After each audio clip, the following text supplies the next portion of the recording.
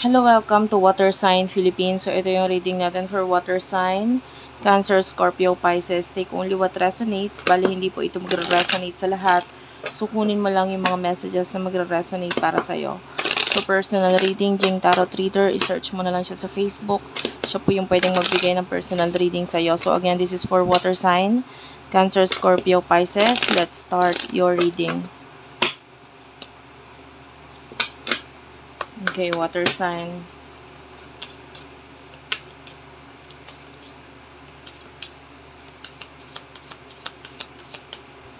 So, ang topic natin ngayon, kung sino yung taong nag-iisip sa'yo ngayon. Kunin natin yung main energy niya. So, you do have here the expectation, and you do have here the child. Poverty is at the bottom of the deck, and we do have your thoughts.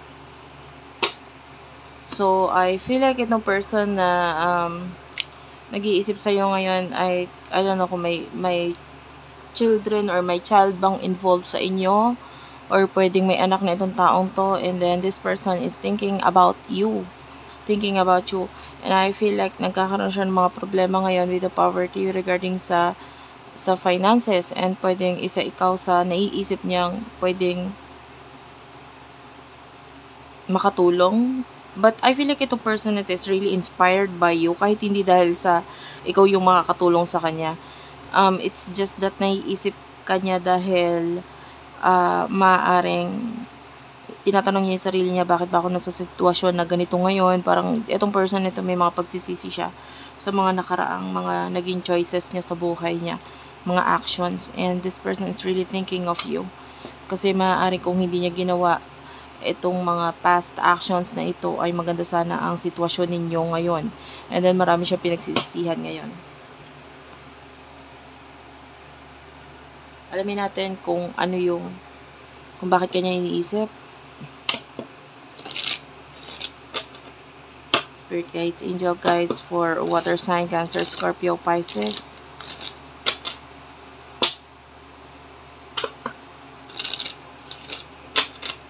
Bakit kayo iniisip nitong taong ito?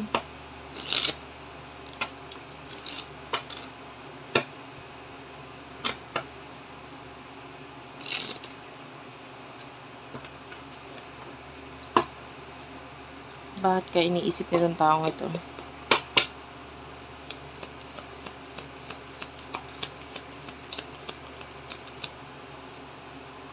You do have your karmic relationship.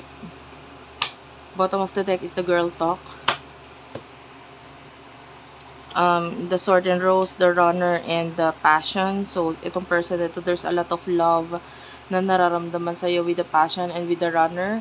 I feel like gusto niyang i-cut off or gusto niyang umalis ka sa isang sitwasyon. I don't know kung ikaw or siya, but whoever is this person with the karmic relationship, ito yung relasyon or connection with someone else, maybe a third party situation. Gusto niyang i-cut off ito. Kung nasa yung third party, then gusto niyang umalis ka sa sitwasyon na ito, relasyon na ito, and then this person wants you to run away from that connection. Or kung nasa kanya to, third party na ito, gusto niyang umalis sa connection na yon, and because there's a lot of love na nararamdaman itong person ito with a passion. There's a lot of chemistry. And I feel like itong person to, gusto niyang makipag-usap, gusto niyang kung nasa kanya yung third party situation and gusto niya maging single ulit.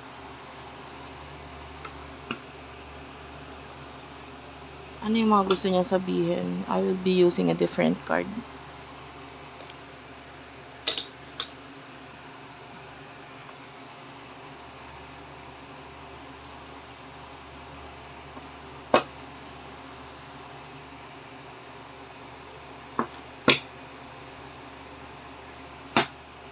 Ano yung mga gusto niya sabihin? Spirit guides, angel guides for our water sign. Ano mga gustong sabihin itong taong to?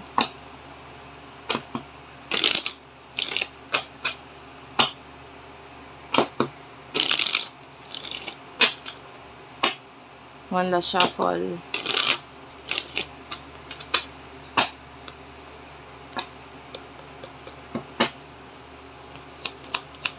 Ano yung mga gusto niya sabihin sa'yo?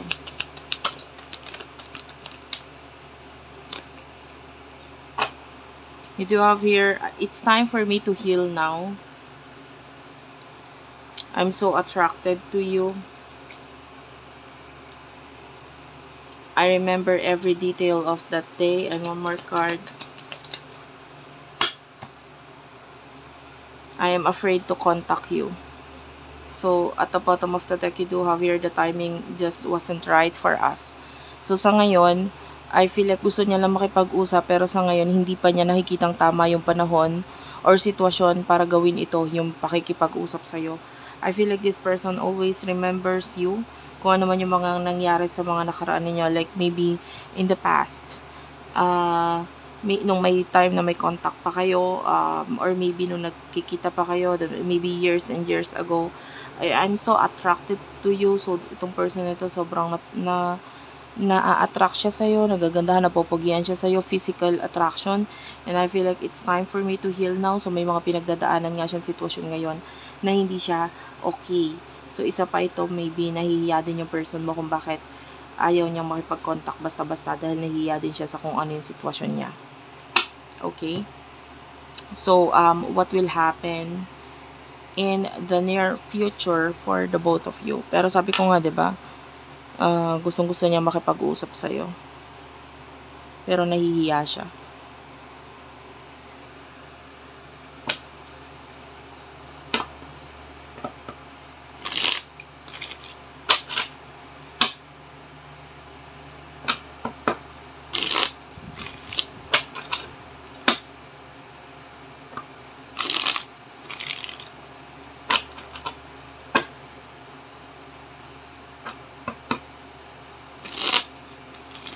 In the near future, what do we have here for water sign?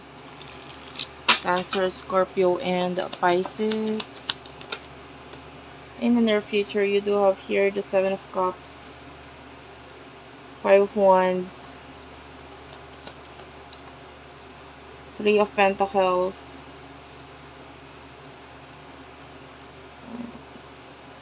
Three of Swords,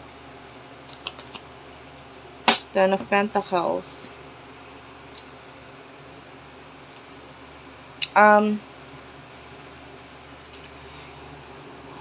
In the near future, nakita ko ng problem. Okay, problem. Pwedeng I can see mga actions na pagbili or, you know, actions ng might be marami kang gagawin na may kinalaman sa pera. Like maybe may increase may nakikita akong increase pero may problem kasi I feel like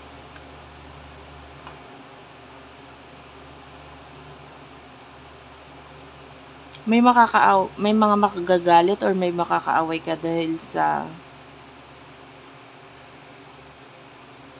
pera. So, I don't know. But there's a lot of money coming here with the Ten of Pentacles. Well, actually, ang advice sa'yo, there's this number 333. Yan ang angel number, Seven of Swords.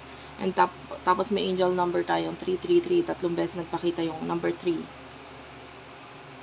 Three of Wands, Three of Pentacles, and Three of Swords. So, that's 333. So, ang guidance para sa'yo dyan is that if you want growth, umiwas ka. Okay? Umiwas ka. And, like, umiwas ka sa gulo, umiwas ka sa problema, umiwas ka sa pakikipag-away. You know what I mean? Mag-focus ka. Marami akong money na nakikita sa'yo in the future. Pero as much as possible, umiwas ka. Para mangyari ito. Itong Ten of Pentacles. This is what you want. This is all about money. No? If there's a third party na involved sa situation and kung nasa side yun ng person mo, then isa pa rin yun sa advice sa'yo. It's just that there's this Three of Wands. Nandun talaga yung pagka-miss sa'yo nitong person na ito.